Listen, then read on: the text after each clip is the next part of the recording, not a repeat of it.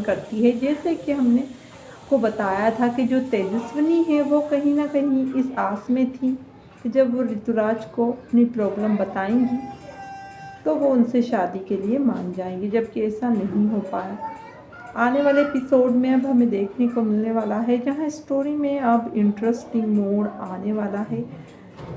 एक और आप देखेंगे जहां पर तेजस्विनी और ऋतुराज बहुत दिनों बाद बात करते हैं। ऋतुराज को काफ़ी खुशी होती है तेजस्विनी से बात कर। हालांकि जब वो उन्हें पता चलता है तो वो काफ़ी ज़्यादा खुश हो जाते हैं। आने वाले एपिसोड में अब आपको देखने के लिए मिलेगा जहां स्टोरी अब एक इंटरेस्टिंग मोड़ लेने वाली है, जिसमें हमें देखने को मिलेगा कि ऋतुराज से जैसे ही तेजस्विनी ये बोलती है कि तुम मुझसे शादी कर लो, वरना मेरे जो मामा हैं वो मेरी शादी कहीं भी करा देंगे, क्योंकि उन्होंने मेरे शादी के लिए लड़के देखना शुरू कर दिया है।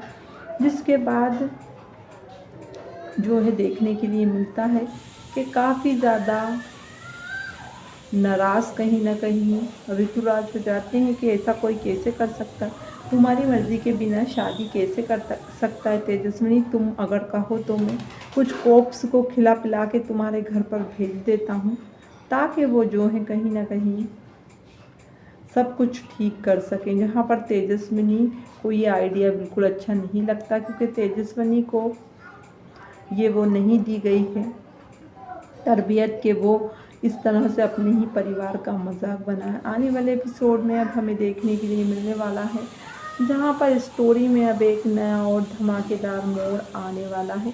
एक और आपको देखने के लिए मिलेगा कि जो तेजस्विनी है वो कहीं ना कहीं नील से शादी तो नहीं कर रही, लेकिन ऋतुराज से शादी करने के लिए बहुत ज़्यादा एक्साइटेड थी।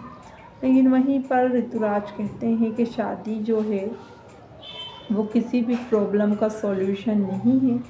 शादी करके अभी हम क्या करेंगे, अभी तो हमने अपना करियर भी नहीं बनाया। आने वाले एपिसोड में अब हमें देखने को मिलने वाला है जहाँ स्टोरी में अब एक इंटरेस्टिंग मोड़ आने वाला है, जिसमें आप लोगों को देखने के लिए मिलेगा कि स्टोरी अब एक नया मोड़ लेती हुई नज़र आने वाली है। जी हाँ, जहाँ पर कुछ लोग ऋतुराज की बात से एग्री भी कर रहे हैं, उन्हें लगता है ऋतुराज सही कह रहा है, शादी जो है हर प्रॉब्लम का सॉल्यूशन नहीं होता है।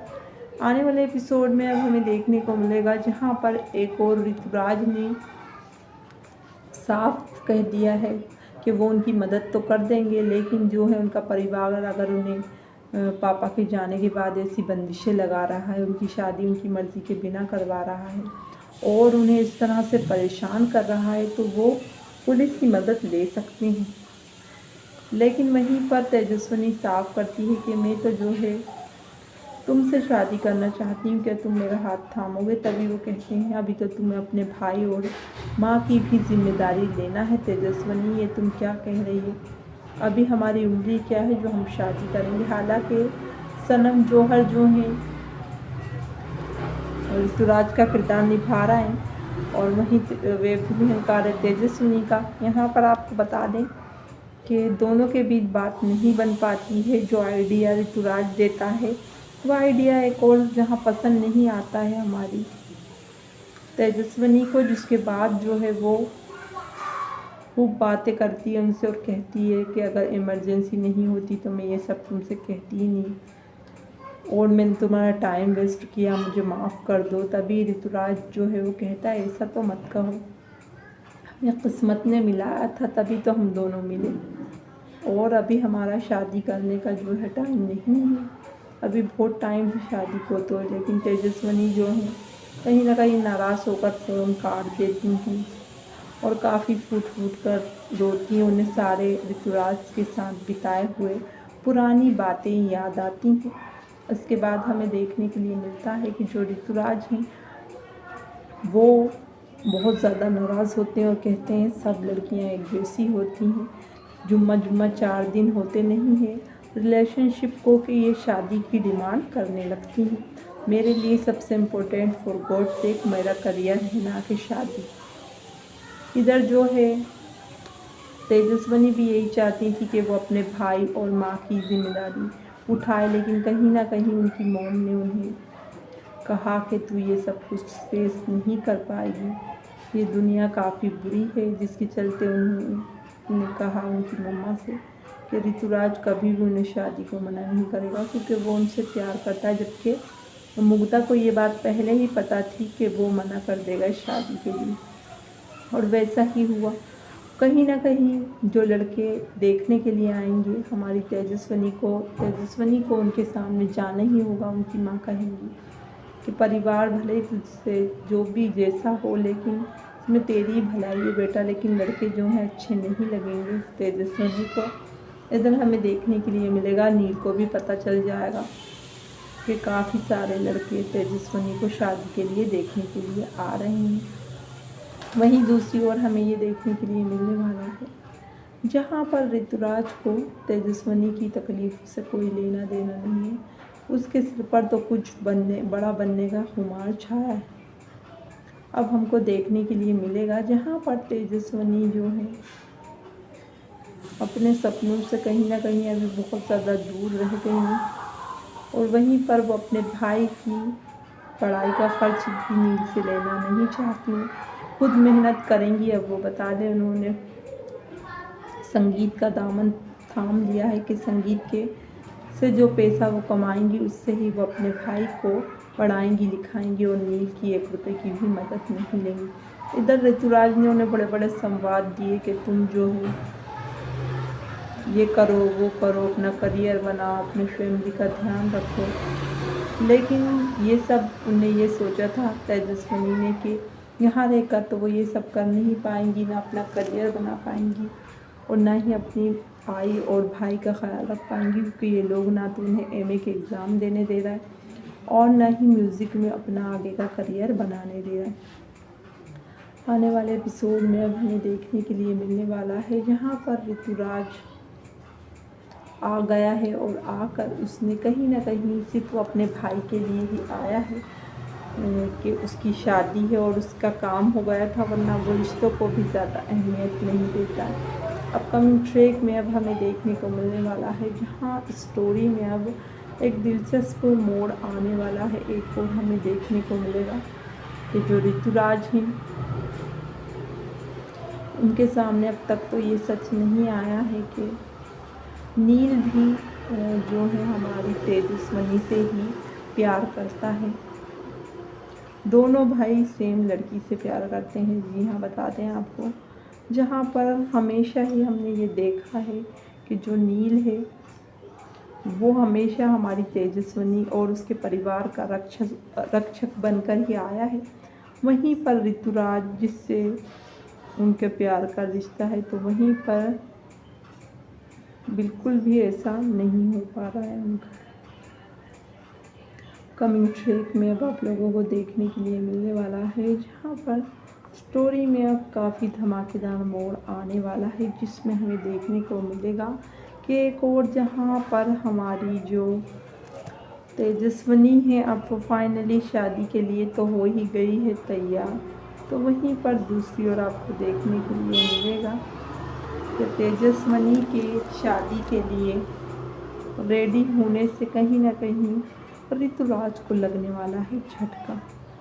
यहाँ ऋतुराज खुद भी हाथ नहीं थामना चाहते तेजस्विनी का, और ना ही वो चाहते तेजस्विनी किसी और से शादी करें, लेकिन तेजस्विनी के सामने कोई चॉइस नहीं है। ना चाहते हुए भी उन्हें शादी तो करनी ही पड़ेगी, क्योंकि कहीं ना कहीं अगर वो शादी नहीं करती परिवार वाले जो हैं लगातार उनसे शादी का कहेंगे, उन्हें परेशान करेंगे।